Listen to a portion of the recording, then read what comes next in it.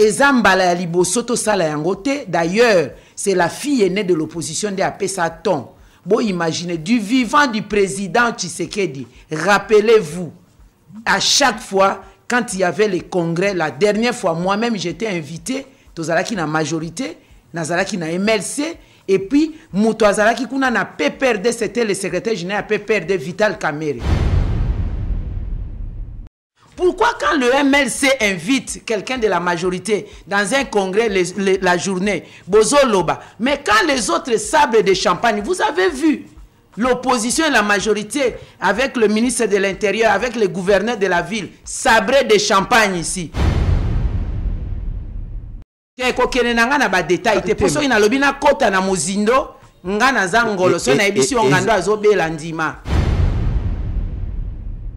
Moi, je suis né dans l'UDPS, j'ai grandi. Ozo chrétien bango mingi. Ceux qui osent membre l'UDPS olinga na auto sala débat yaka. Na boité, na tunika ozo chrétien bango mingi. Et est-ce que wana za signe que non, le problème c'est que moi je suis contre le 2 poids 2 mesures.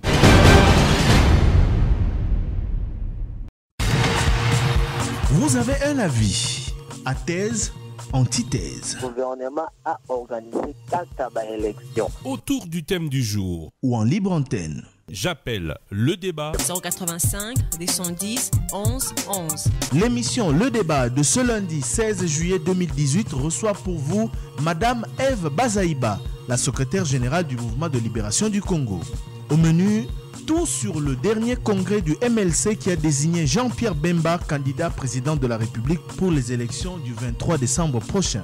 Laissez-nous dès à présent vos questions au 085 210 11 11 ou par WhatsApp au plus 243 80 770 70. L'émission Les Débats est la seule émission Oyo et PSPG possibilité de reporter Konzi.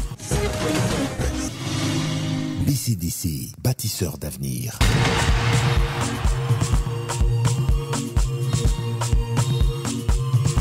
Voilà, merci beaucoup. Tozaki déjà dans l'isolo na studio na invité Nabiso Madame Eve Bazaïba Awazali déjà Nabiso Awa le débat émission Nabino spécialement Lelo Yambi secrétaire général et mouvement de libération du Congo Maman Eve Bazaïba mbote na yo pe boye bolamu na le débat. Yé moko alandi to ba service na ye balandi émission et puis alobi papa nazolo balabino ndenge le kaki. Alors papa Thierry ba auditeur ba ko bomanga pa banga na tosaka ba auditeur mingi na yoki batuni mituna ebele ngai moko na lingi na ya na studio pour na répondre na ba question na biso. Donc je n'ai même pas eu le temps de lui faire rapport pour na yebi kazaki na ma congrès que ye moko abengi ngai pour ba ya koya et puis voilà tozali na ye congrès l'équipe malamu congrès l'équipe malamu mingi na ngena na confirmer ndengo lobi ngamoko ne na bengi Top Congo pour na tosaka mingi bato a média d'abord et puis na tosaka mingi ba auditeur pour baza peuple bangonde basala ka toza la politiquement.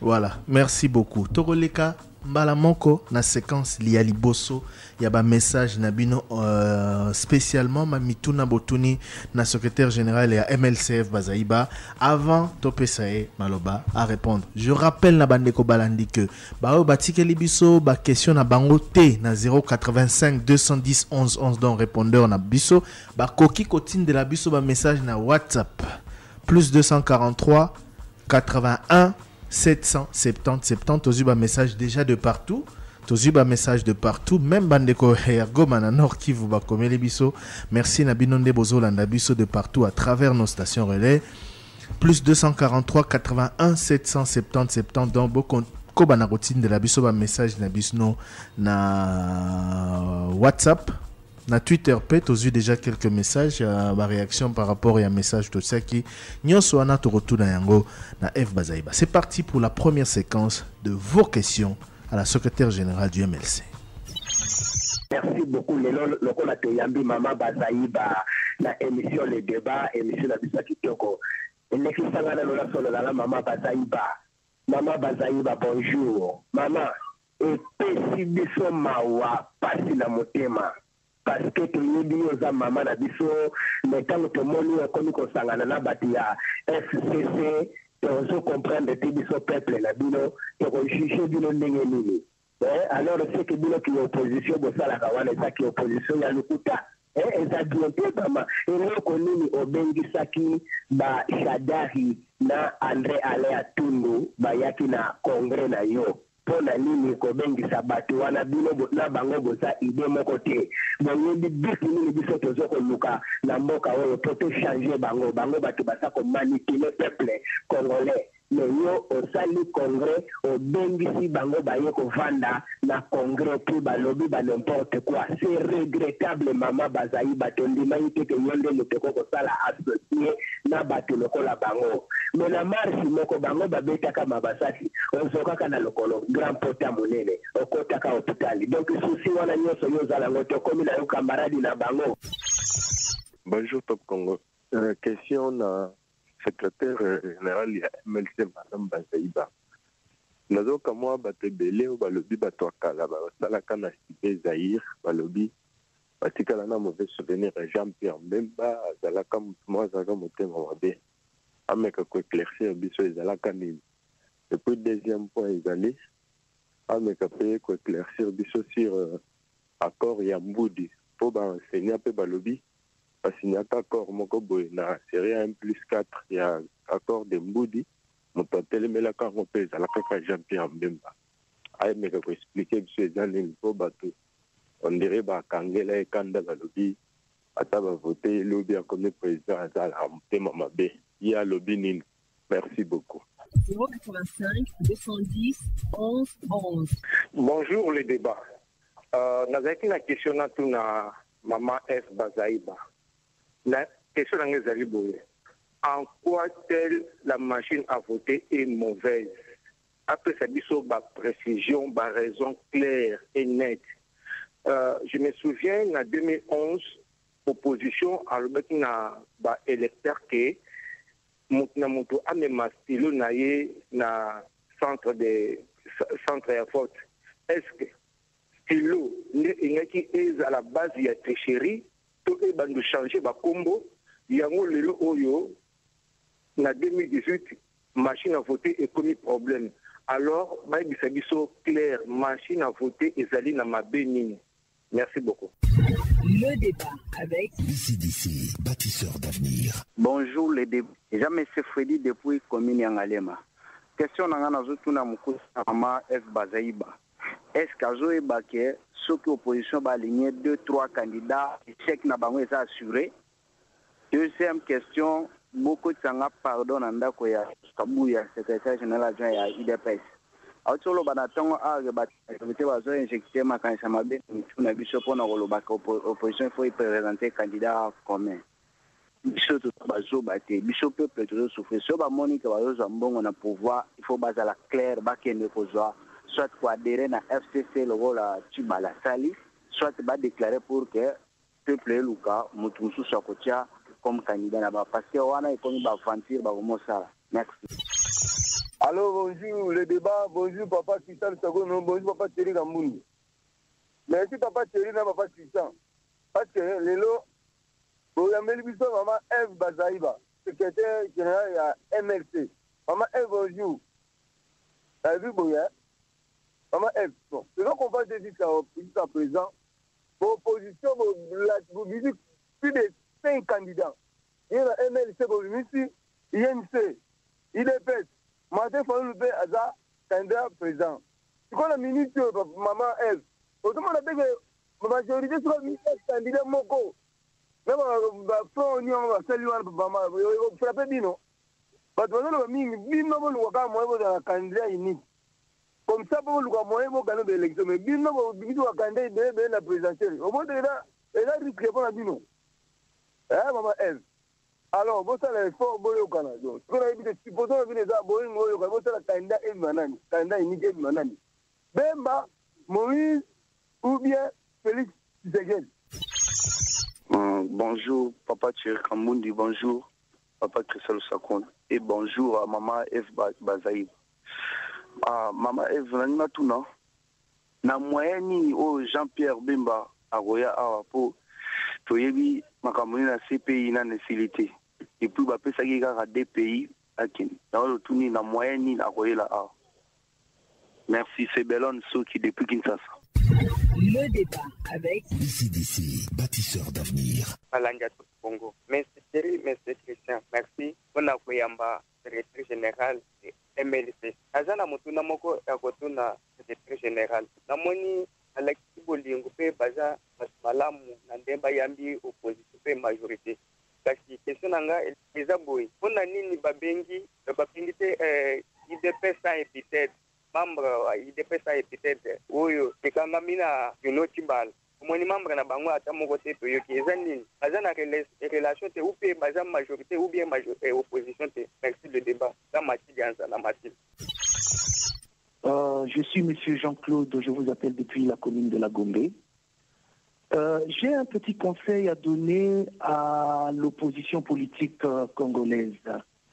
Messieurs de l'opposition,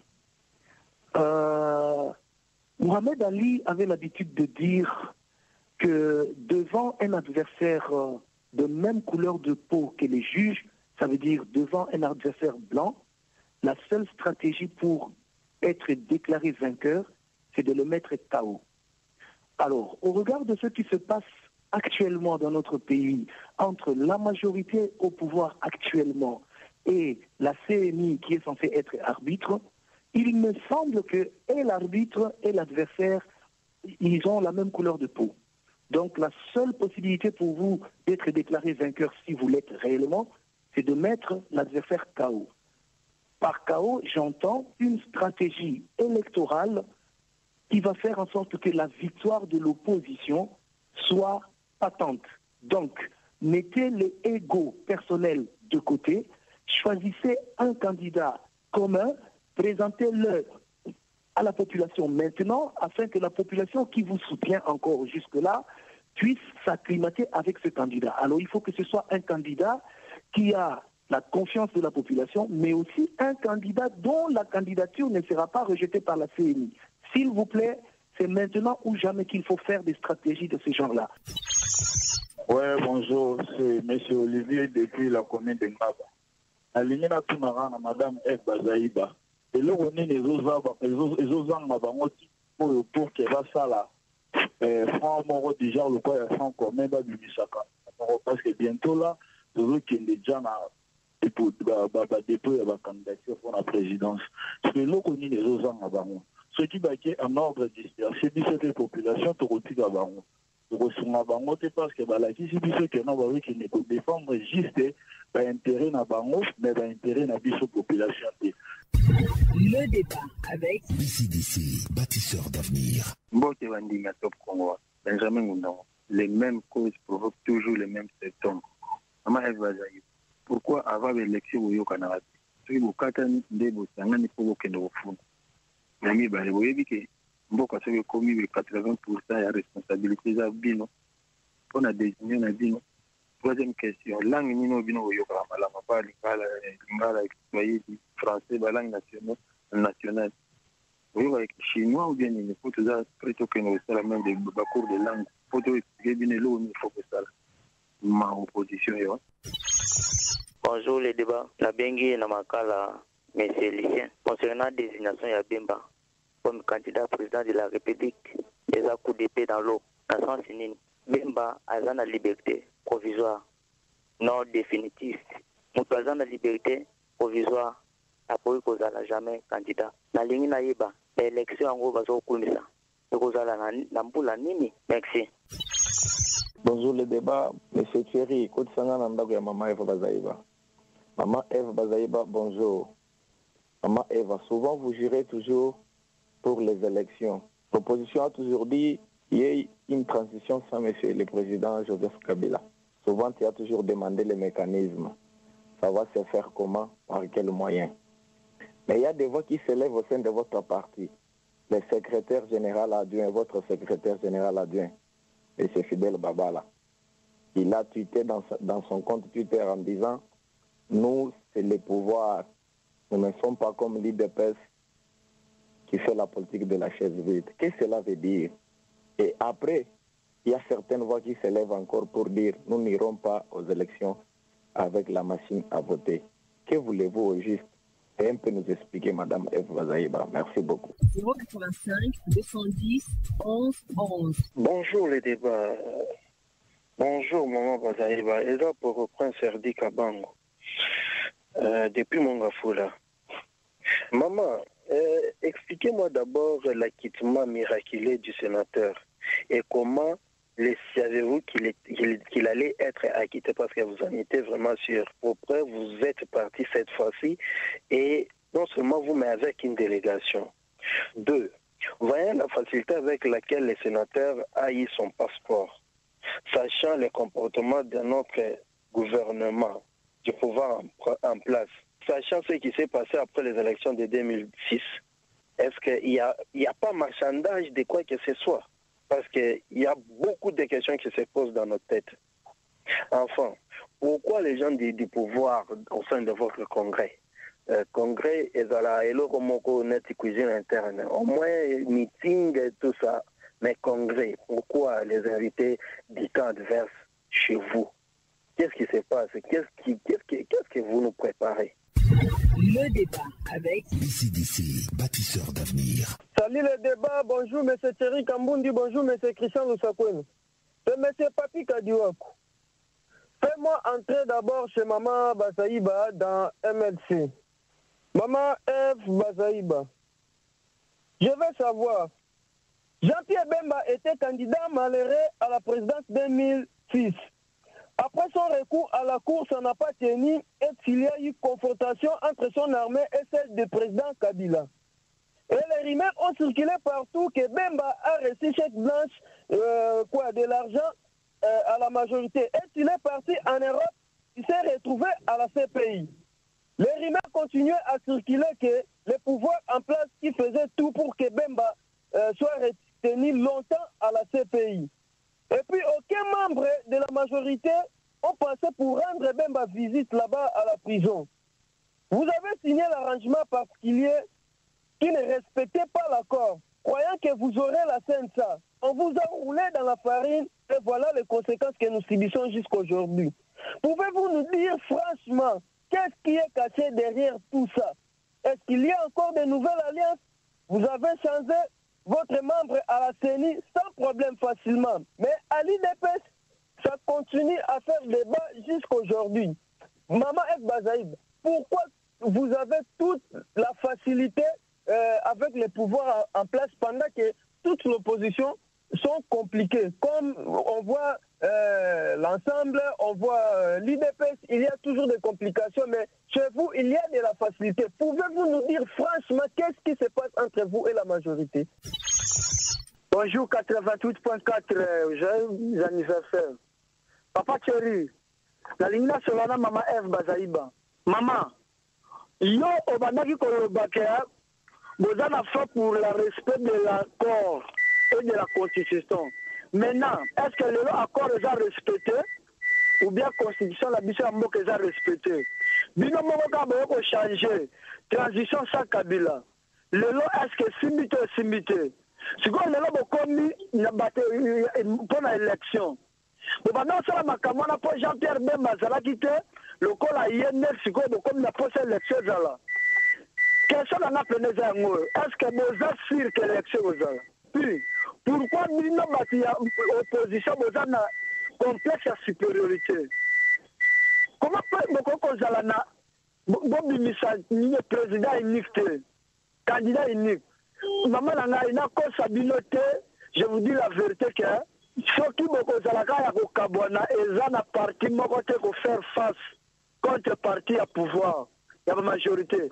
Parce que comme on a force chaque jour, quand on a l'opposition, on a rejoindre Bango, force n'a pas de maximum. Alors, moi, je suis candidat.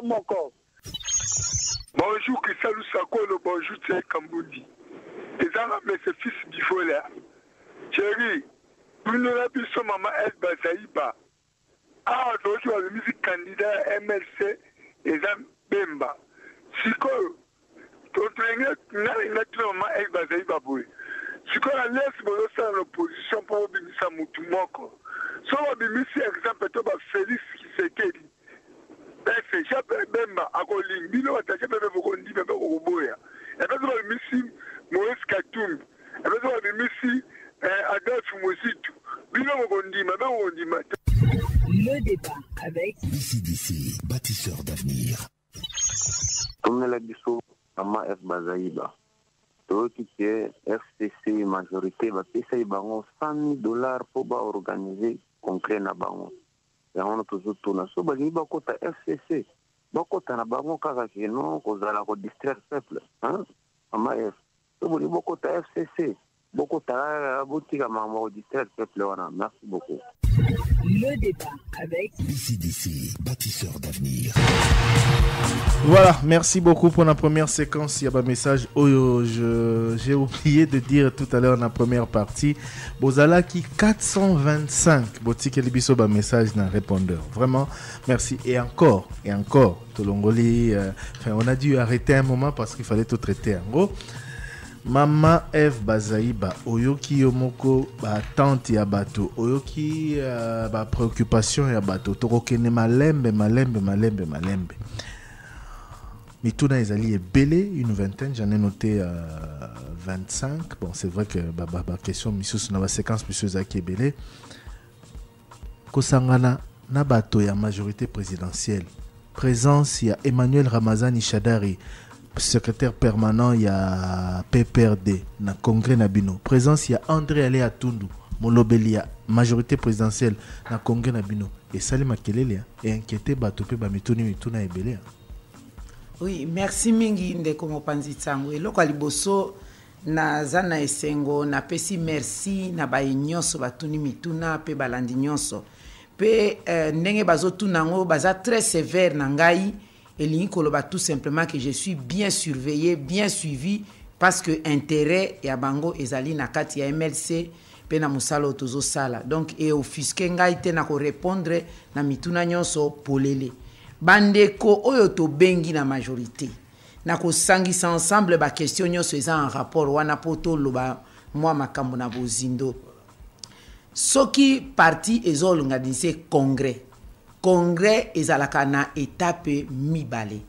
Étape ya liboso, étape ba bengi solennité, ouverture, ba benga kabatu nyonso, les amis, les connaissances, les partenaires, tout ce qu'il y a comme politiciens, et à la majorité, et à l'opposition, ba partenaires internationaux, société civile, ba benga bango les forces vives de la nation.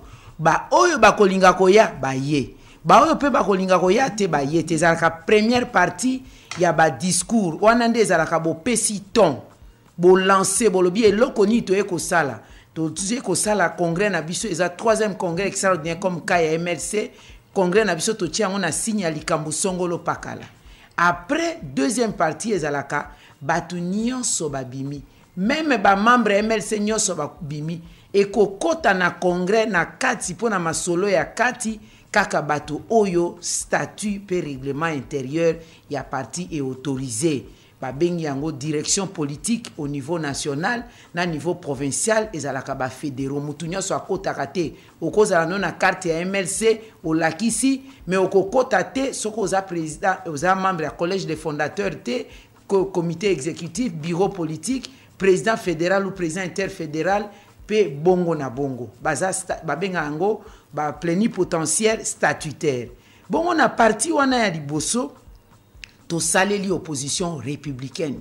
To benga kina ba ambassadeur. Il y a eu même des ambassadeurs oyo ba pays na bango ba kanga bemba ba pays na bango baza contre biso na makambe belé. To bengi na ba société civile, to bengi na batu nyonso y compris bango. C'était l'occasion pour nous. Ya koyebisa batu makambo de face pona biso pona ngai.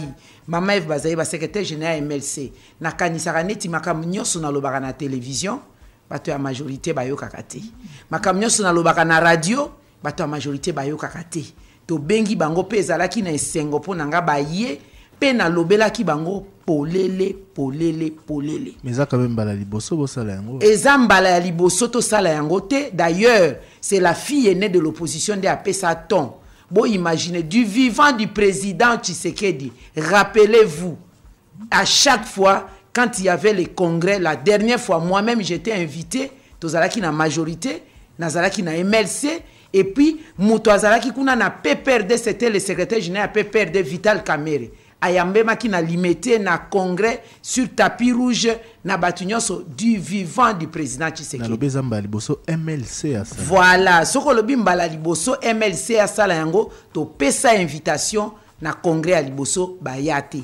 To pesa invitation na congrès à mibale bayate. To pesi pe invitation na congrès à misatu baye pe de face to lobeli bango polele. Na slogan na biso to bandaki olinga te okokende. Na discours nanga na lobaki polele violation à constitution, na lobaki non à la machine à voter, ndenge mboke baby kobanda nguma mokonzi Kinshasa na binguma nyoso ya mboka, mauvaise gestion, ndenge nini Congo na niveau ya diplomatie, pays to komi na o babengi non état, passeport congolais zondi mamate, ndenge nini bango moko kutu ba ministre ya Congo bazoyamba bango na libanda te, ndenge nini mboke bebi passeport congolais nini zondi mamate po yo moko uti la na pays ba to sali passeport na uti la na pays ba na saleli passeport congolais mais na zwaki visa Schengen te parce que conflit mobulo ezali entre la Belgique to lo ba Union européenne mobimba na République démocratique du Congo. Ce qui n'a kende ki laye, c'est tout simplement parce que Hollande bazali na accord de siège na Cour pénale internationale. Ce qui motoazali na invitation à Cour pénale internationale, bakoki jamais ko sala obstruction na déplacement na zwa ki visa territorial na ngai na délégation. Mais koloba ke passeport na biso zone non, c'est-à-dire eza na poité. Et ça n'a valeur T à travers Mboka Nyonso et Mboka. C'est une manière de dire que diplomatie n'a biso marché T, même gestion ya Mboka n'a biso le bassin du Congo na lobela ki yango ndenge tozali neti mokila alors que biso nde toza mutu na majorité ya espace ya bassin du Congo. Donc je l'ai dit en face sans embâche. Olobi na congrès bobengi sabami la connaissance na ba partenaire siko bato PPRD na MP bo invita ki botie ba na catégorie ya ba ami ya ba connaissance to ya ba partenaire to tie bango na contre ya ba compatriote parce que to siège kana bango na parlement biso MLC to za opposition républicaine to zali na bato ya majorité bango nyoso na bao bazala ki voter comme indépendant na des assemblées provinciales na bamboka nyonso to siège ensemble tozali na bango na ba assemblée nationale na assemblée nationale tozali na bango pe na sénat. Les débats se font là-bas, c'est la même chose. To kokipe nenge to lobaka kuna na ba espace d'expression na to bengi bango pe to yebisi bango makambo en face. To lobela ba acquaintance ba auditeur quelques-uns ba relever entre bino na bata majorité. Balobi Jean-Pierre Bemba abimi malgré makambo nyonso le kaka autour ya ba élection en 2006 ba PC passeport diplomatique na ye na petenyoso. Balobi MLC pour ba changer délégué na bango na CENI alors que UDPS azomona pas si MLC ba changer facilement en contrepartie bo signer arrangement particulier oyo c'est l'auditeur et même biso na makambo nyos bazomona bino suspect pour ba ebike bino na majorité ezaraka libala moroboy clairement bolobara j'étais moi non plus mais na c'est à chaque fois qu'il faut renégocier bozalaka souvent d'accord mata même na Sun City.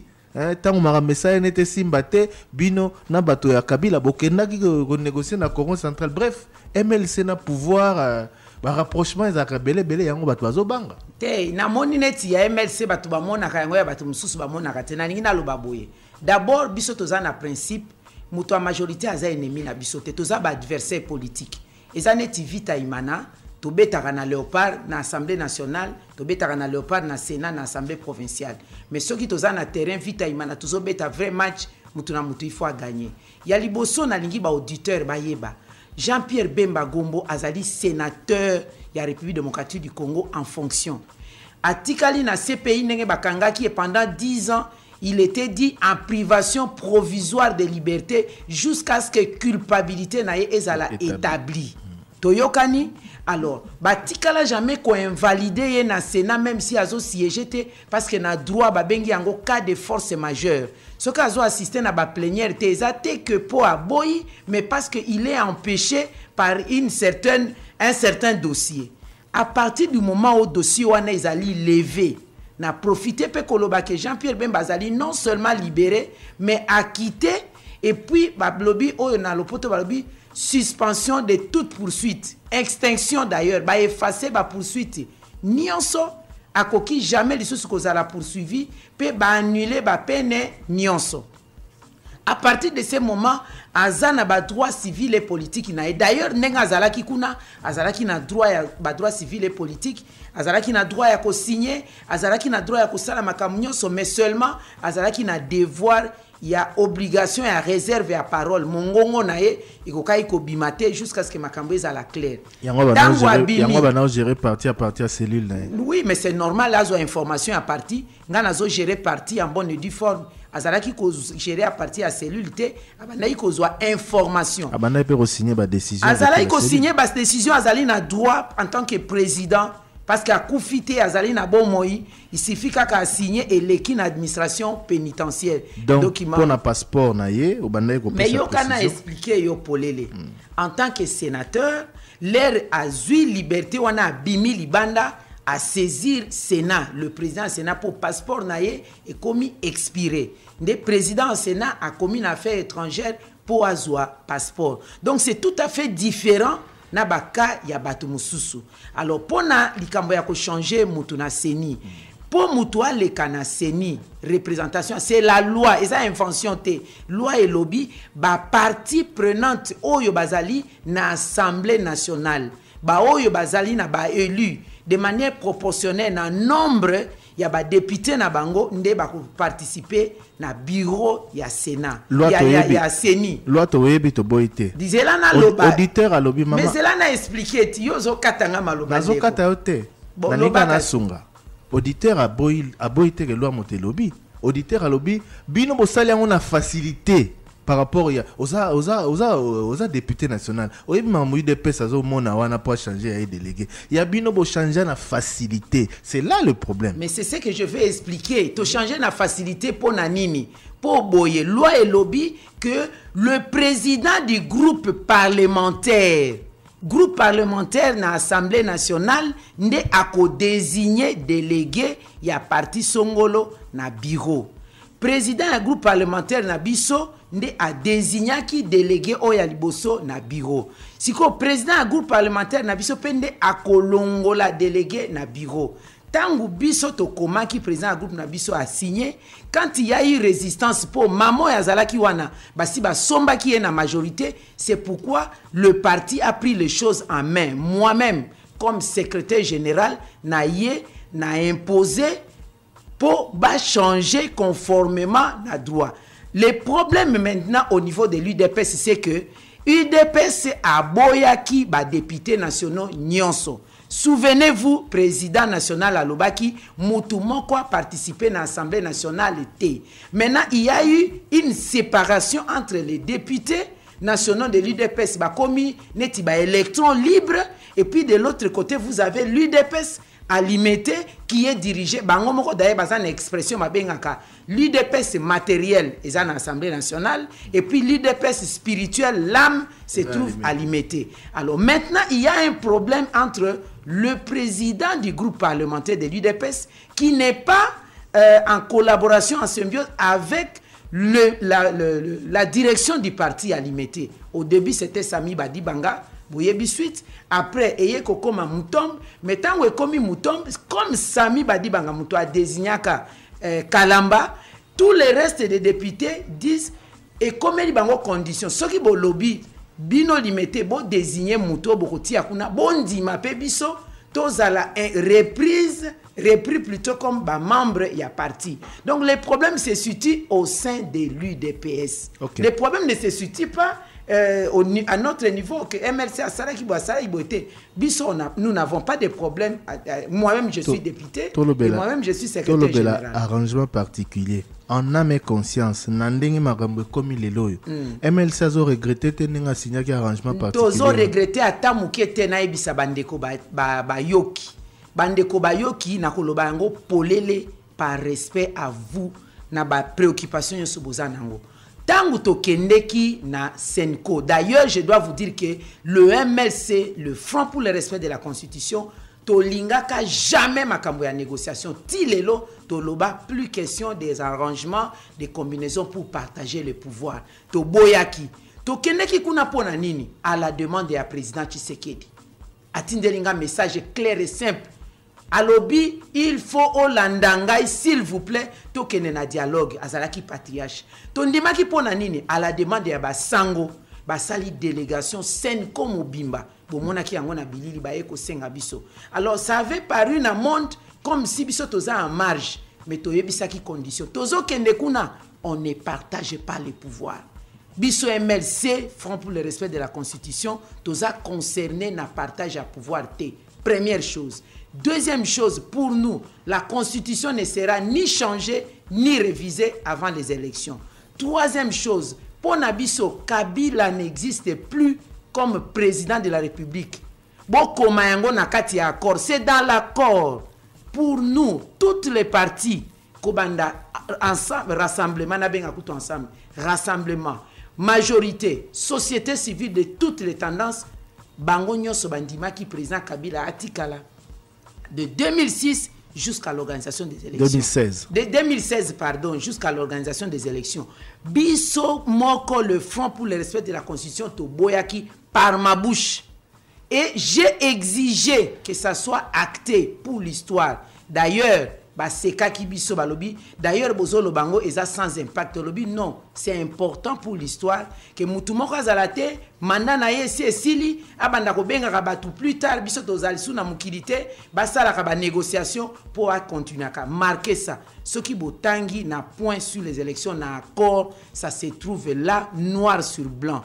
Et là, comme sous Tolobaki, élection et salement au plus tard avril. Mais Bokamata na UDPS, Bokamata na expliqué sokozo kata boye bandeko bayoki bakoyoka bien te, après ils vont revenir. Mama na boite. Tozo ki mapena sima ya ngonga. Soko bandi ko rappeler biso. Sala deux émissions. Soko bandi ko rappeler biso histoire à ba négociation na ba détail nyonso. Naza 25 questions à répondre monsieur Tikali ba WhatsApp kutuna to. Sala deux émissions ata lobi na kozonga nandimi. Likambute. Nandimi po ezala clair na boyi baba na clair nyonso MLC asala ki bo MLC asala ki bo.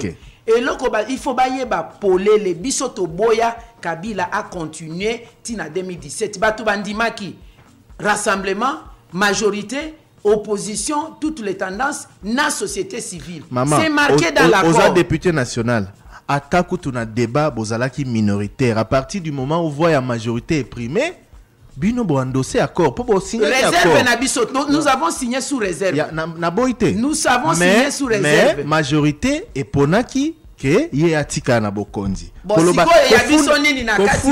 Kofunda baninga te lelo ke biso to boyaka kutu bango ba continuer. Wana olingi sikoyo makambo e bombana po bo bimisaka MLC toujours mabe na opinion. Lorsque les autres toyokana, lorsque les autres négocient na kuku, MLC akenda jamais na Italie, MLC akenda jamais na Espagne, MLC a signé ba accord moko te na Paris. Il faut to lo ba makambo polele parce que ngai na yebi histoire mboko mutaoko sangaite. Mon âge dans la politique est plus que ba parti ebelo isa créé awa. Ngana ko iko sala ba makamane wana tena même peuple congolais na kati ya mayuya. La bouche qui mange, la bouche pleine ne parle pas. Ndenge nazalia wa je mets à défi quiconque qui a une preuve matérielle, audiovisuelle Oyongana za corrompu na bato à majorité à Memayango. Même lorsqu'on a dit le congrès, $100,000. Les Yango n'enga na lobby $100,000 et loko bato bazo bosana. La famille Bemba, c'est la famille la plus riche de la République démocratique du Congo. Et loko bato bazo bosana yango na Kabila, na Bemba, na opesa muninga bongo. Les captés. Na lingina tuna. Oui, mais c'est ça, na terrain wana tifana loba polele. La famille Bemba et sa famille Bemba, le mouvement de libération du mouvement de libération du Congo n'a reçu aucun rond de qui que ce soit si ce n'est l'argent du fonds du mouvement de libération du Congo. Point barre. Merci beaucoup. Précision yangoana. Après ba richesse abatu toza antina nango te mama. Et ça important pour balobela yango mingi, c'est important. Famille Bemba na MLC hein. Voilà, c'est pas différent parce que c'est la même personne qui dirige le MLC. Il faut na loba mbongo ya famille Bemba za mbongo MLC. Et mbongo ya Bemba za mbongo MLC parce que ça œuvre na ye azo placer, c'est un placement. On a compris. Comme mbongo na ngana tia kango pe na MLC. Et ça entreprise. $100,000 wana auditeur a tuni soki bozoye na majorité. Tozwa yango te tozana tina na ngote. Po to ana mbongo to futi caution na mbongo na biso $457,000. Tozana $500,000 et fandi pour na ofuta caution. To déployer ba candidature Congo mobimba tozana avion te, même si tozana ngo RVA a autorisé ba avion na biso et kitate tozana na ba jet privé te tozana eloko moté, mais tozo déployer ngo Congo mobimba. C'est l'occasion aussi de mettre en garde que ba dossier na biso et monana. Ezo a problème te na seni. Arrangement particulier. Arrangement particulier to signa qui yango parce que l'arrangement particulier est un document moko subsidiaire. Le document le plus important c'était l'accord. L'arrangement particulier to signa qui poto fungola nzela ba oye ba ko kabola pouvoir ba kabola pouvoir. Tant on a boya qui ko signer accord. J'ai fait 2 semaines. Le 31 décembre, je n'ai pas signé au nom du front. Je suis allé signer le 14 janvier. To boya qui yango parce que les choses n'étaient pas claires. Il y avait cet accord était porteur de gemmes de conflit. Qu'est-ce que nous n'avons pas entendu? Quelles sont les pressions que nous n'avons pas reçues des militants et militants de la population congolaise, des partenaires internationaux, comme qui dirait biso bloquer Makambo, to signer nyon soto fungole la binonzela, ba oye balinga iba partager pouvoir, ba partager. Sikoyo, quand la majorité a vu qu'il avait affaire à des commandeurs de fonctions, des postes, vous avez vu la suite. Ce qui tolinga qui sensa pour être au milieu du village. Parce qu'on n'était pas dans le pouvoir, on voudrait sécuriser le processus électoral. Et nous n'avons jamais accepté l'incision. Toutefois, la CENI, les Sensa, les gouvernements vont se mettre ensemble pour prolonger ce qui va bien à Rangonini. Pour évaluer l'application encore. Voilà, on avait refusé ça. On sait d'où ça vient. Tous un arrangement particulier. L'arrangement particulier, c'est le partage du pouvoir. Maman Bazaïba, partie prenante, mais sous Ming, il y a opposition. Lobby que arrangement particulier au binobo signaki. O est consacré les lots sensa o ils allaient ko exercer et ça qui différents documents originels au bodi négocié qui na centre interdiocésain. Il y a moi là bazo reproché bino que ça n'a rien à voir. On est en mauvaise interprétation. Je vais vous dire carrément. Ceux qui ba membre nyon sur opposition. Bakota kana vision na biso ya front pour le respect de la constitution.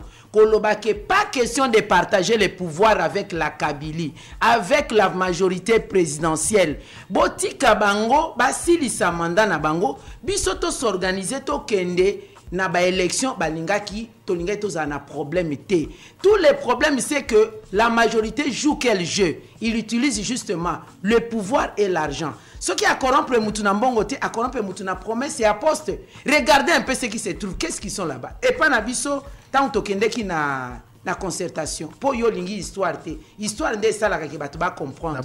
La concertation, l'air tokende qui na concertation, to komaki que on ne partage pas les pouvoirs. Ceux qui sont partis, on les a balayés. Et lorsque batoke na ba dialogue successivement, banani bazo diriger siko. Ce ne sont pas toujours les opposants. Qu'est-ce qui nous ont mis dans la merde actuelle? Les a toujours opposants. Nicolas Olukaba Poste. Il fallait suivre notre voie. Ils sont au commun accord Kabila Azalate. Banani Bandima qui Kabila Azal. Il faut aussi que la vérité soit connue. On n'a jamais négocié en catimini avec Kabila. Vous avez déjà vu ça. Ceux qui a bengi, toyaka polele, na miso abato, on leur dit des choses polele. Mais les mêmes personnes qui vont en coucou, bango on a des intoxicants, militants à gauche à droite contre le MLC. Mais je vais rassurer, Jean-Pierre Bemba ne vient pas pour perturber l'ordre, ne vient pas pour gêner. Auditeur, moi, proposer poste était au Premier ministre. Non, pas question, alliance. On n'en a pas. Nous sommes pour l'unité d'action de l'opposition. Parlons-en justement. Parce pour l'unité d'action de l'opposition. Il y a beaucoup de questions. Pour l'unité d'action de l'opposition, il y a plusieurs mois maintenant, Tomonakio, Tomonaki Félix Tshisekedi, Vital Kamerhe, Bosangana qui après réunion, Yokuto Mototanga qui a déclaration, accord de principe Pobo Koba et Longo vers les élections. Les lots allés le 16 juillet. Le 25 juillet, début, il y a dépôt de candidature pour l'élection législative nationale et pour la présidentielle. Bokomi wapi na masolo ana parce que Koto babimisi candidat. Bino bocho bimisa candidat. Martin Fayulu alobi azali Vital P Kamere barobimisa certainement na parti na ye. Bozo keneka na ordre dispersé. C'est une très bonne stratégie. Nous sommes ensemble avec le président Félix Tshisekedi, avec le président Vital Kamere, avec le président Moïse Katumbi, avec le président Martin Fayulu, avec le président Jean-Pierre Bemba, le président Matungulu ya Congo Nabiso, bango nyonso, tout celui qui se reconnaît de l'opposition, nous sommes ensemble. Mais nous devons d'abord voir la capacité de chacun. Moutou Moussou a connu la déclaration que nous avons la candidat président de la République. Après, les makoki ne suivent pas. Ozomona, Moutou a posé na nos candidatures naye, tomoni makoki naye ezali, et puis comme naye ebimi na liste oyo ya ba candidature de manière définitive, à ce moment-là, nous nous regroupons et puis nous voyons qui peut être porteur de notre projet. Parce que la stratégie, on a la candidature unique et stratégie électorale dans l'ensemble. Il y aura 90 000 bureaux de vote. Quel est ce parti qui peut se prévaloir à TIA 180 000 batouba kengela neti ba témoin? C'est pas possible. Et bongi kaka, tout ça la stratégie unique, to kabola ba zone. Oyo, région boye, province boye, zone électorale, bino batubo banda ko surveiller. Donc, la candidature unique. Ceux qui va poni Félix, le MLC va s'incliner. Ceux qui va poni Moïse Katumbi, le MLC s'incline. Ceux qui va poni Kamere, le MLC s'incline. Ceux qui va poni Matungulu, le MLC s'incline. Martin Fayulu. Ceux qui va poni Jean-Pierre Bemba, que les autres aussi s'inclinent. Vous allez le faire quand? Na lobby kama réunion, bo sala ngo kala. Mikolo nyonso moite baninga na ngambu bazo se organiser bino kaka bozo lo baonka. Non, s'il vous plaît, ndeko mopanzi sango ko embrouiller ba auditeur. Question auditeur. Je l'ai dit clairement. Na embrouiller Maman Bazaiba. Ko embrouiller bango te pona nini na lobby boye. Tozo zela mutu na mutu ala ki sa capacité. Est-ce que bozo yeba na 2011 batumingi ba se déclarer candidat? Ba futa caution. Bakenda ba candidat. Imaginez-vous to lobby lelo candidat na biso Kingandi. À se prendre en charge, c'est là que nous foutons à caution. Le bio n'a pas bon à caution. Et puis, imaginez, le lobby, tel lobby n'a pas candidat, bison sur le lobby, bison soye. Tout comme a yemoko en dernière minute pour raison XY a désisté. Donc, bolingi na batubaatika. Bolingi na mutu atika, tenwa to sito yokani, to moni capacité à mutu na mutu, les listes sont validées. Je crois que le secrétaire général, il y a eu une saloba qui est déjà dans Top Congo. Oui, mais vous êtes d'accord, Aloba qui que tout le monde va déposer, c'est lorsqu'il y aura publication de liste définitive, nous allons nous regrouper et puis Bamoussou va se retirer au profit. Il y a candidat nabiso unique. Est-ce que stratégie wana eza malonga? Bon, sanga na mozindo lisusu ya stratégie malonga te parce que yo lingi ngana dévoiler stratégie nanga lokola loso bandeke ya majorité baya kozwango. Je n'en veux pas, ça suffit. Maman, toyoka na malamu. Na sina lobby yango batindio majorité batindio. Non ça musana. Alors, motakoti nanga na ebisi nguna na oleka. Motaza na pouvoir ya otinda ngai ezaka ba auditeur na ngai. Bango bat batininga na tuna motuna ngai na tuni boye stratégie wana bomoni yango eza efficace ke bato bake bakabena bango mbongo na DGDA enfin bokabina bino caution alors que mbongo wana pe kokai ko servir bino na nini donc au lieu de s'organiser lelo bozo zana bato batika si maboke OK le roi to tiki 5 sur le 5 wana to pona nani to poni o ndake stratégie est efficace. Batuna batubaza na stratégie nango qui ne risque rien n'a rien. Il ne faut pas chercher le beurre et l'argent de beurre. On peut perdre de l'argent et on gagne l'unité d'action de l'opposition. Mais en recherchant sans cause à la stratège, nous risquons de tout perdre. Donc, vous avez rassuré, que ndenge na banana dynamique opposition, boyebi idéologie yango peuple congolais. Na banana dynamique opposition en tant que maman rassembleur. Vous ont rassuré que cette fois-ci, vous dégagez candidat. Oui, pourquoi je l'ai dit? Vous savez pourquoi je l'ai dit?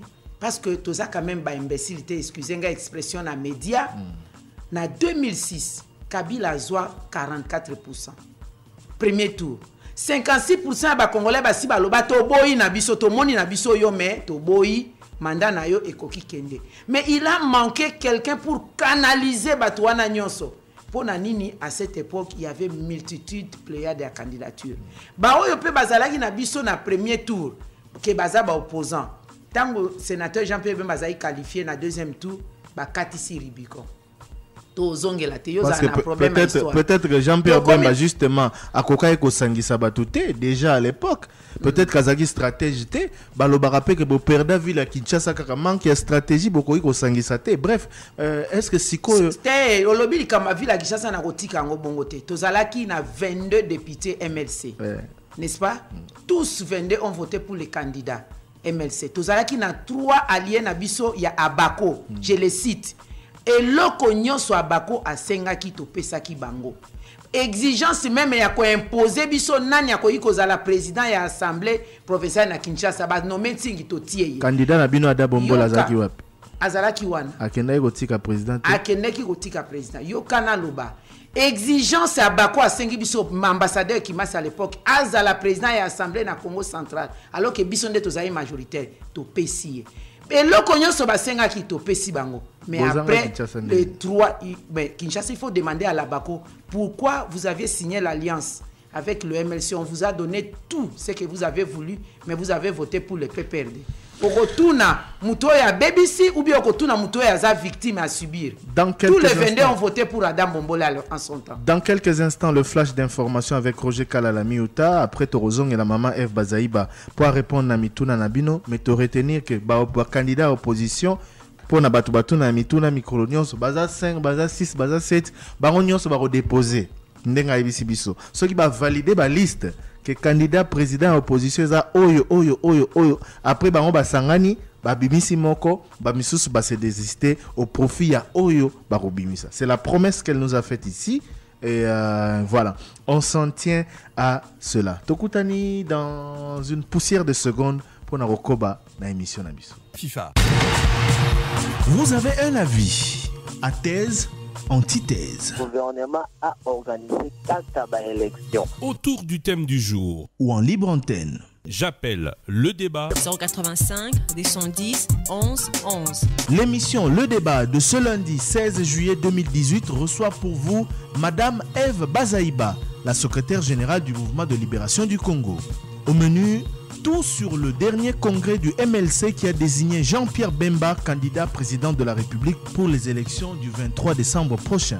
Laissez-nous dès à présent vos questions au 085 210 11 11 ou par WhatsApp au plus 243 80 770 70. L'émission, le débat est la seule émission Oyo et PSB possibilité de reporter kwa bakonzi. BCDC, bâtisseur d'avenir. De retour pour la suite de notre magazine. Alors, Madame Bazaïba Mituna, Misusu et Tunamaki par rapport à Jean-Pierre Bemba, Bino Bohem, Vestirier, na congrès na Bino, candidat président de la République pour le compte, il y a MLC. Est-ce que, à cause de la fin, Ndengenini Bobo Vestirier Bongo, parce que Zana nous totalement tiré d'affaire, Teyomoro Lobby, la preuve, Azali en liberté provisoire. Nalobaki azalaki en privation provisoire de liberté pendant 10 ans. Nalina ebisa bandeko bayoki boye. Ndeko na biso Jean-Pierre Bemba abengamaki na Cour pénale internationale pour na likambo moko munene. Babengi yango crime de guerre, balobaki 3 chefs d'accusation, crime de guerre, crime contre l'humanité, pe crime de pillage.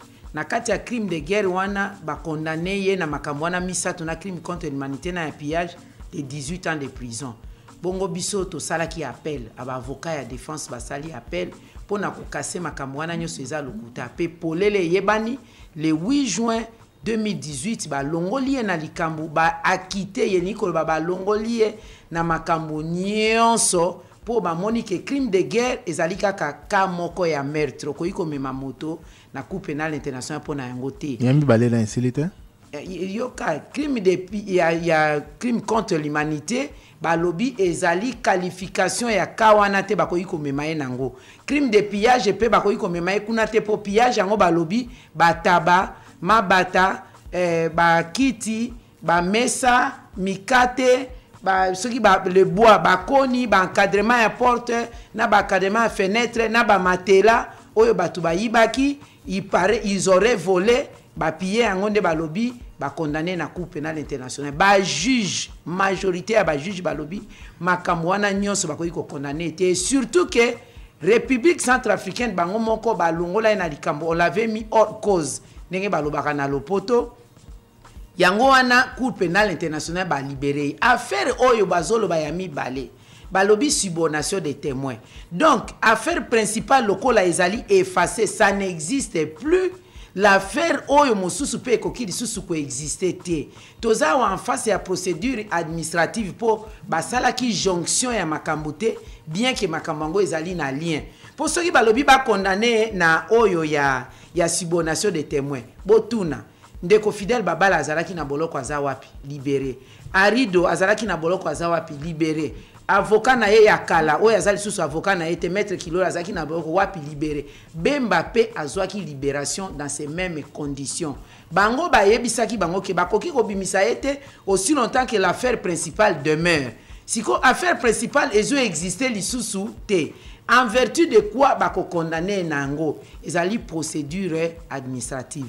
Miracle batuni na miracle nini abimi miracle ezali ke likolo ya bataba na ba matela na ba soso na mobilette na ba mikate na mbongo te, on n'a jamais parlé de l'argent na Cour pénale internationale. On eza ba spéculation ya bato. Cour pénale internationale balobaka Jean-Pierre Bemba a une puissance financière, il peut corrompre les témoins. Mais puissance financière en pe balobate que ezali blanchiment d'argent, mouye mbongo ya corruption et tout. Ba contrôla nyonso, ba kanga biloko na pendant 10 ans. Bandaku, ba avion, ba voiture, ba boye. Nyonso ba kanga pendant 10 ans. Ba sali enquête et komi na suka ezali mbongo oyo azwa yango avant makambo ya bangi. Problème à Bangui ezalaki octobre 2002 na mars 2003 pendant 5 mois. Donc à Zouambongo wana na Bangui te et lokomote yangona aza libéré. Il est libre de tout mouvement. Na yoki ndeko moko alobi aza na droit kaka ya mboka mibale. Non, aza na droit ya mboka nyonso ya mokili. Mais à quelques conditions. Conditions ba ebisi kaka information jusqu'à ce que azala joignable. Ouais. Condition ba ebisi soko ke place yebisa biso po procédure administrative wana esila et aussi avant ba élection et ko compliqué procédure administrative wana eza na impact mon côté sur dossier na ye ya liboso ba yoka mongongo na été. Je crois que après avoir koyoka mongongo na ye, il faut ba yeba que il y a des choses qui ont changé. Il a parlé à partir de son canapé na ndaku na ye. Avant, ce n'était pas comme ça. D'ailleurs, l'Erngana Pesaki, procuration spéciale pour investir ma candidature. C'est ni à Boya qui a moi lobby. Au copé sa biso procuration il y a 2014 était pour Oana Bembazalaki na CPI. Tolingi procuration à Sika Oyo Azali libre.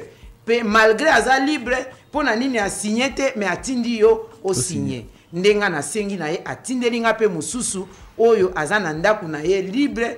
Atindi procuration na signé et c'est ni à senga qui président yemoko a investi ba liste mais vu distance azana na Bruxelles moyen à investir 6435 dossiers signature à l'originalité. C'est pourquoi moi-même je l'ai fait conformément à statut na biso na article 45 oyo nakoki ko assumer intérim à président en cas d'absence physique na ye.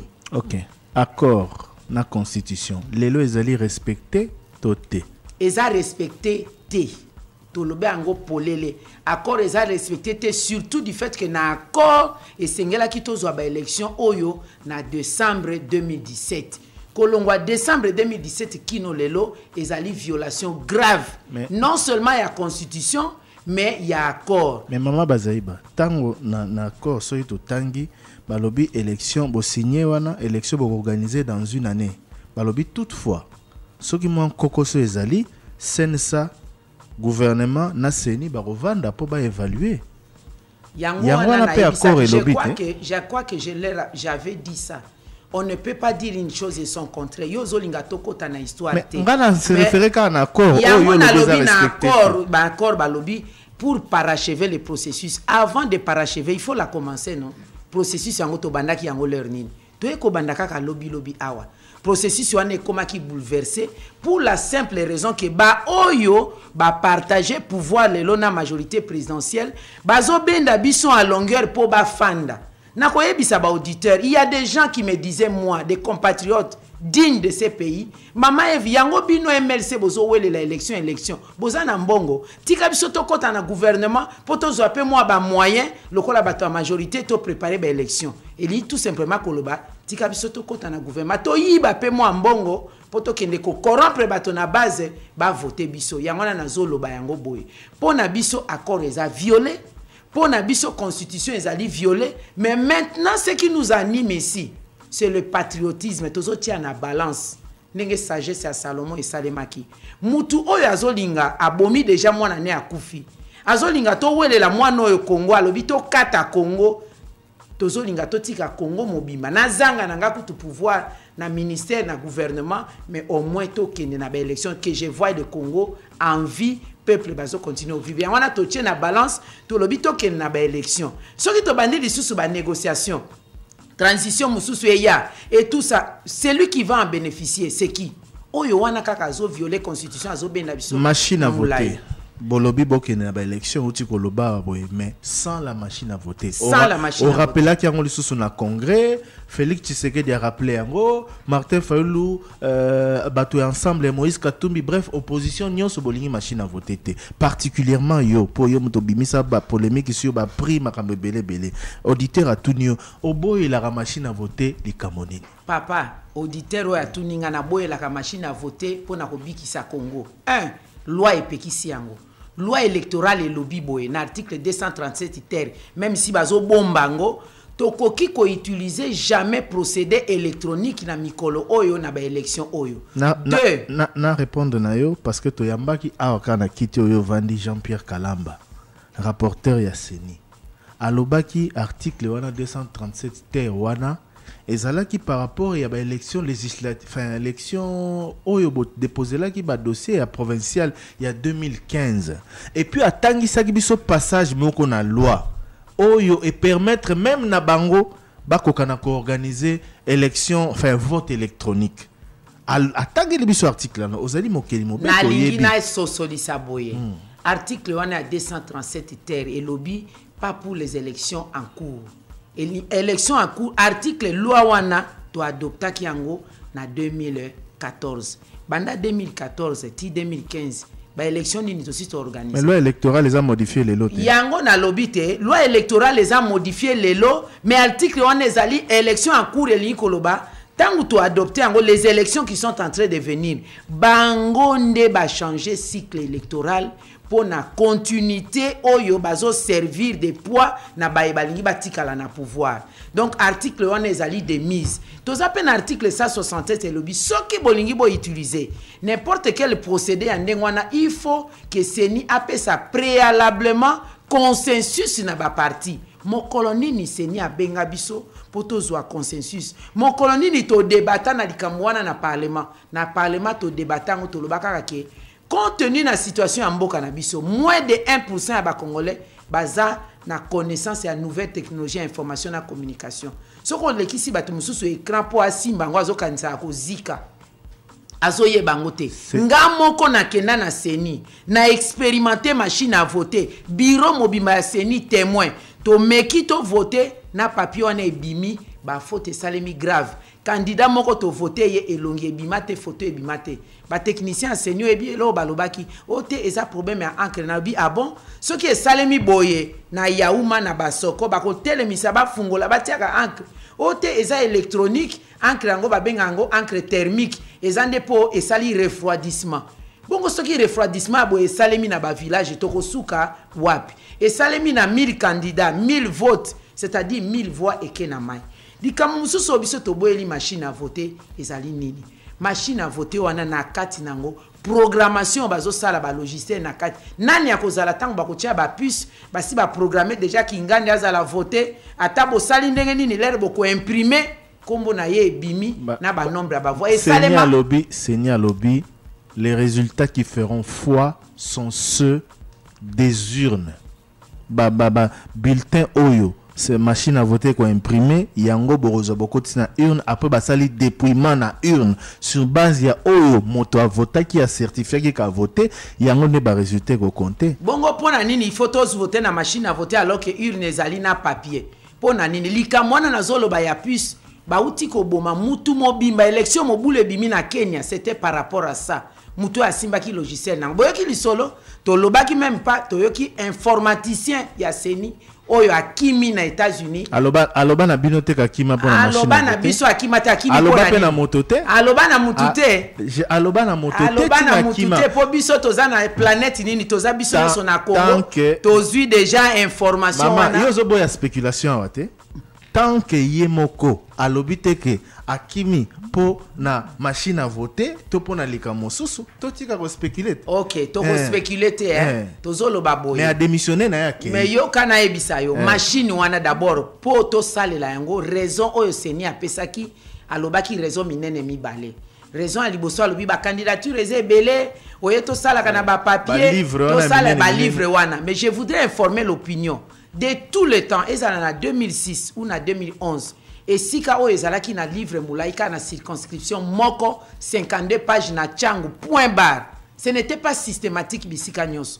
Deuxième chose to komi na système à seuil maman te po makambozo lo bana za solote ngana kenda iko voter na Moamba na 2011 nazalai peka na livre donc livre à combien de pages na fongolaka te na weba iso ba page te mais na fongolaka heureusement que nazara na numéro ya candidat na ngai député national mais na fongolaka livre na lekisi ba page ti na ke ko voter bon zelana pe so réponse mususu po ba candidat bazala ki ebele hein soko lingina concéder wana lelo oyo avec le système de seuil avec le système ya taux ya caution et comme cher et il y a ba bengi na lopoto réduction drastique il y a ba candidature on n'a plus besoin mais justement yango ezomona nawa ba candidat kutu ba na problème ya ko faire acheminer ba document sur terrain et la cité que na ba législative nationale là ba roya muke et monani déjà tozana ba candidat ebelete et monani po ba regroupement et salemi mais siko il y a plus les petits partis les regroupements et salemi mais cela na nona sili sa yozo katanga maloba boye yango national lobi eza cop lobi eza cop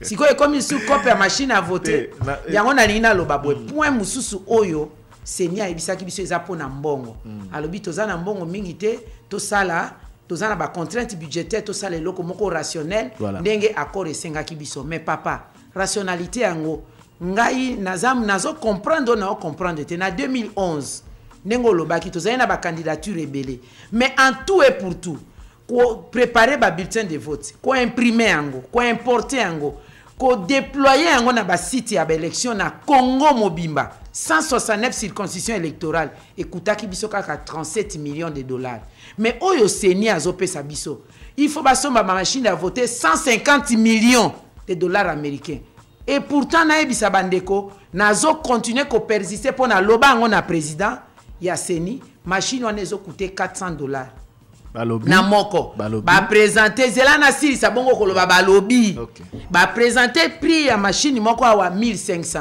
effectivement loba ba lobby wana président lobby nini ba lobby boy machine eza 400 ekoki kozala 400 dollars mais soko kotisi biloko nyonso ezokende na yango na ba pesi montant wana ba option oyo bango ba lobby o programme o boy imprimante makambo wana nyonso soki osangisi nde yango ba pesi prix wana nazo pesa ndakisa eza lokola voiture so sombika ka eza nango mécanique simple boy si les ana prix nango supposons eza 400 soko lingo bakisa moi ba option klaxon esala ka boye ou bien ba tiela yo eloko boye ba option ba bakisi et matitalo ba 500 ba boye mais jamais ekoyi ko mata les triples et puis soki oké pas concessionnaire aux sombe loko bazo somba 100 000 machines.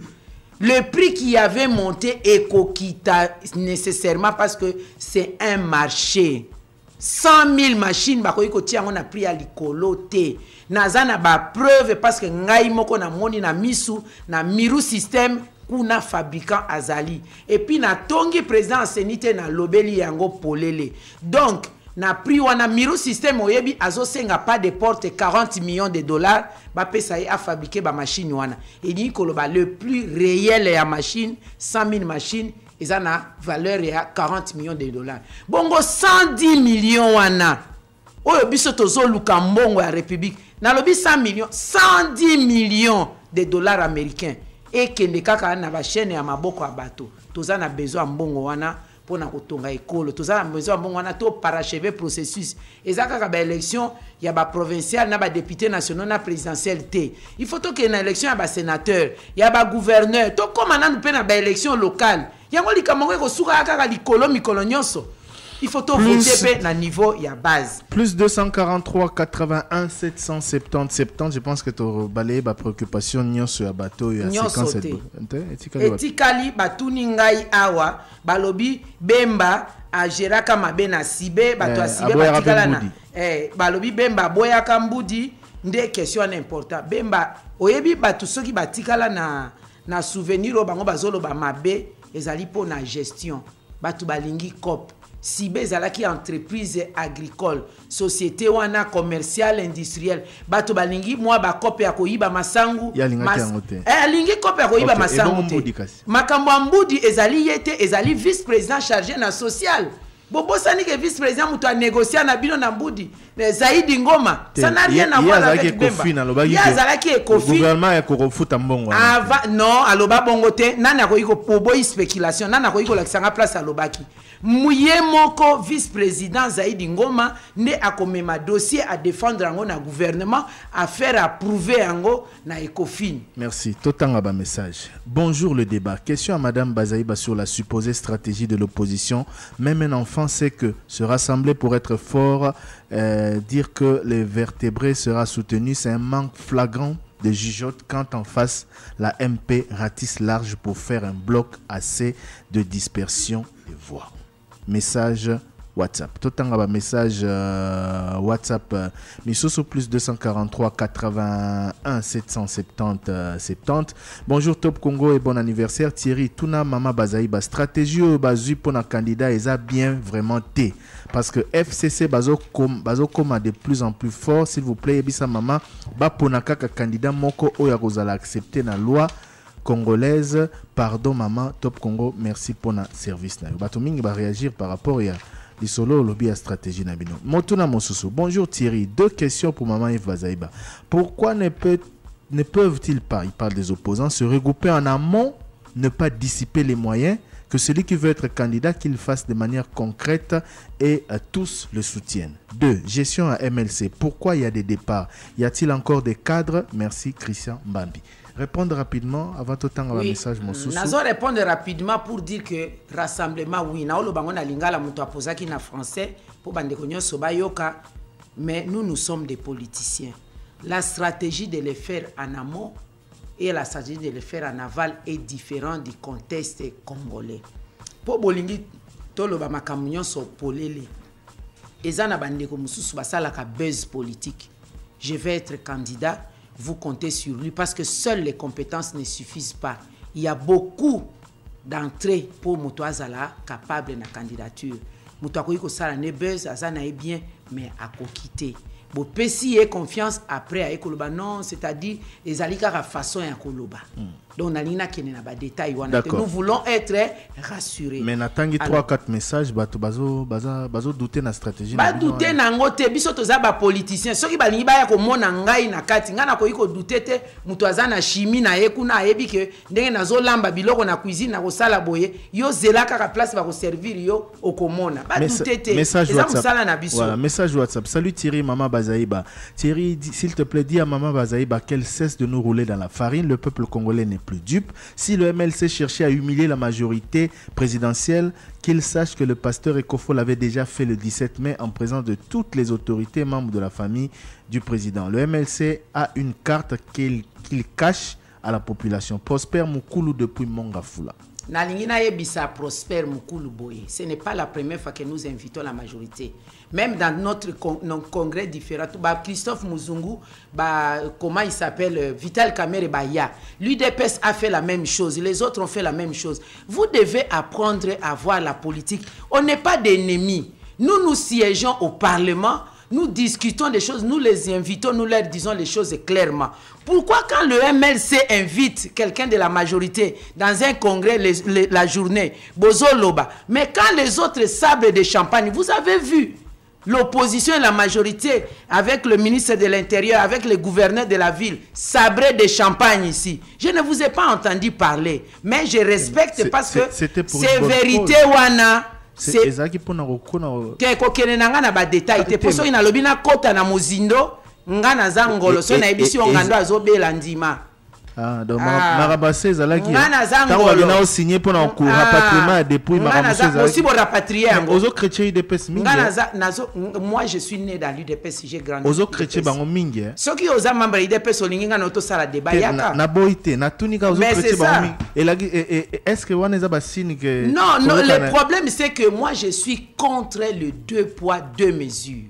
Ozoyoka Mama Bazaïba n'a jamais tenu une seule réunion en coucou avec la majorité. J'aimais quiconque a défi. Mais bango basala rango otanga oui, natangi Biza, natangi Italie, natangi Espagne, natangi France. Je l'ai dit, on le dit les choses clairement. Mama Bazaïba a dit non à partager le pouvoir avec Kabila.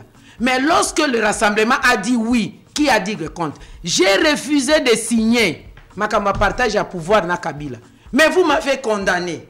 Aujourd'hui, vous n'avez même pas moyen à que maman, tu avais raison. Je vais le dire les choses de manière crue pour tous la politique. Il y en a qui jouent même bas jeu, il y a la tweet, Moutafani na Kinshasa, Yoka a créé fake news, tweet na kombo ya Bemba. Moussousou a créé fake news, tweet na kombo nanga, Maman Bazaïba a dit nous allons aller aux élections avec la machine à voter. Maman Bazaïba, c'est genre de choses. Boza ba partenaire, mais yozo beta bango ba biloko en face boye. Et la kisi ke boyo kani même en tribune zate. Ko beta biloko en face nanani. Tango lobby ke bato ba sablé champagne na ministre intérieur et tout ça to yebi ke zali IDPS bat ba na négocier pour na rapatriement des Yonde mutolobi IDPS. Yonde mutolobi IDPS. Ça saute aux yeux. Oui. Ça saute aux yeux sur le lobby bizarre. Et la je l'ai dit, je m'assume parce que ce sont les mêmes personnes qui écrivent. Vous avez la confiance, la question à confiance, c'était parce que les militants, il faut leur parler. Les combattants, il faut leur parler. Moi, j'ai fait autant d'années comme combattant de l'UDPS. Je connais qui écrit, je connais qui fait quoi. J'ai eu l'occasion de le dire plusieurs fois. C'est pourquoi dans les médias, merci Top Congo, j'ai l'occasion de le dire. Parce qu'il y a des gens qui écrivent des choses qui pensent qu'ils ont l'apanage de la combativité. Nathan, un message, mon sous. Bonjour Top Congo, bonjour aussi Madame Bazaïba. S'il vous plaît, quelle sera l'attitude du MLC, ton parti, au cas où le FCC déposait la candidature de Joseph Kabila à l'élection présidentielle, parce que c'est un secret de polichinelle. Vous, le MLC, vous êtes toujours soupçonné d'être proche du régime de Kabila. La preuve, c'est la manière dont le pouvoir s'est empressé de vous donner le passeport à votre leader. Bon, il a répondu à cette question. Attitude Nabino Sogi. Attitude Nabiso, c'est l'attitude des dénonciations. Quelle attitude? C'est l'attitude des dénonciations. Merci. Moi, je convoque des marches ici, je sors dans la rue, je dénonce.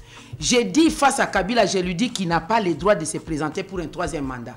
J'ai écrit dans l'accord. Est-ce que l'histoire peut retenir ça, que au moins j'étais la seule au nom du MLC, au nom du Front, de dire Kabila est fin mandat. Depuis le 19 décembre 2016, on marque ça dans l'accord, il ne peut plus continuer à être président. Mais tous étaient contre nous, mais ça se trouve dans l'accord. Pourquoi cette question-là, même Top Congo ne soulève pas? Pourquoi vous ne soulevez pas? La négociation, vous n'avez pas couvert. Nous avons, nous avons mais couvert. Pourquoi cet aspect-là important pour l'histoire? Mais accord résa public. Mais accord résa public qui va commis sous réserve du Front pour le respect de la Constitution. Toutes les parties prenantes ont accepté le maintien de Kabila jusqu'aux élections. Merci mais beaucoup. Mais sous réserve, on a tobé la solo mukolonini. Toye Bape, ma solo akati. Ba obandima Kabila tikala. Bazwaki combien? Kop nini bazala nangona Kabila. Merci Maman Bazaïba. Spéculation Toboyi. Merci Nayo Maman secrétaire général à Mouvement de Libération du Congo. Nengo yego répondre à question à auditeur. Merci Nabino Banso Bolanda Kibiso. Mbala Simatorobenga Maman. Soki bomoni ke botondité. Bino bolo baka na répondeur to na WhatsApp to rebisaye akoya lisusu. Merci beaucoup. Plus 243 81 770 70 pour un message WhatsApp, plus 243 85 210 11 11 message répondeur. Merci Nabino Tokutani Lobby. Vous avez un avis à thèse, antithèse. Le gouvernement a organisé 4 élections autour du thème du jour ou en libre antenne. J'appelle le débat 085 210 11 11. L'émission Le Débat de ce lundi 16 juillet 2018 reçoit pour vous Madame Ève Bazaïba, la secrétaire générale du Mouvement de Libération du Congo. Au menu, tout sur le dernier congrès du MLC qui a désigné Jean-Pierre Bemba candidat président de la République pour les élections du 23 décembre prochain. Laissez-nous dès à présent vos questions au 085 210 11 11 ou par WhatsApp au plus 243 80 770 70. L'émission Les Débats est la seule émission Oyo et PSPG possibilité de BCDC, bâtisseur d'avenir.